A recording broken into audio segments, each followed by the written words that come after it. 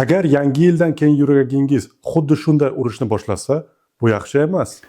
Bu holat nafaqat ichkilikbozlarda, balki boshqalarda ham kuzatilishi mumkin.